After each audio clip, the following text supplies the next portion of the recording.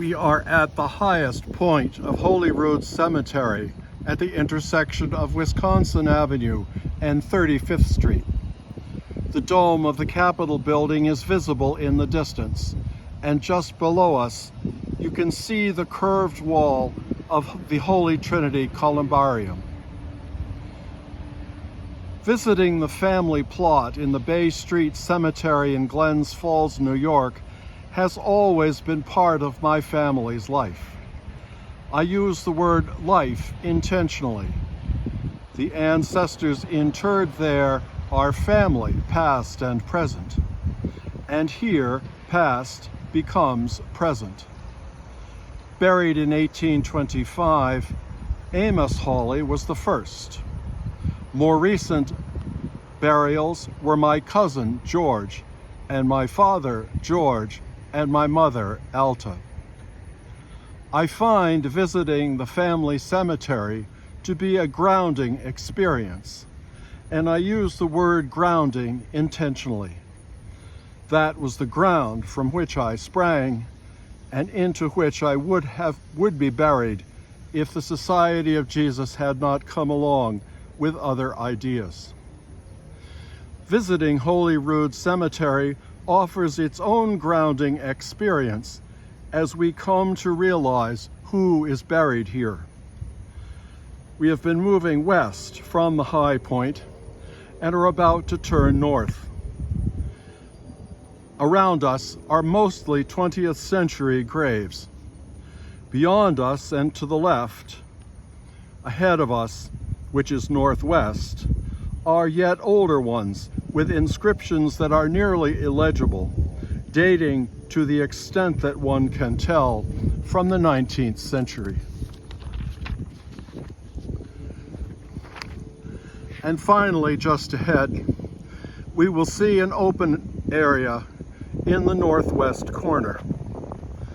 Those who have studied the cemetery and recorded their findings online say that poor people, freed slaves, and those dying as slaves were buried here, either with no marker or with an insubstantial marker that has been lost to time and weather. This seems an appropriate place to visit as we celebrate the memorial of St. Peter Claver, S.J., today. Peter Claver was born in 1580 in Spain. He entered the society at the age of 20 and completed his 6 years of theology studies in Cartagena, Colombia, where he was then ordained. He was the first Jesuit ordained in what is now South America. About 10,000 slaves arrived each year in Cartagena, and St. Peter, living amongst such horror, began to visit the wharfs where the slave ships landed, actually going on board to care for what slaves he could, then following them onto shore to offer further care, a ministry he continued for 40 years. He died in Cartagena in 1654 and is now the patron saint of slaves, of Colombia, of African Americans, and of seafarers. This place seems so peaceful now, despite the city noises of traffic and planes. But the silence gives us time and space to reflect on the lives of slaves buried here, if indeed we can even imagine such things. Somehow, a cemetery can help us intuit the past day's suffering and the present day's peace. Those buried here, though unknown to us, are known to God and are with God.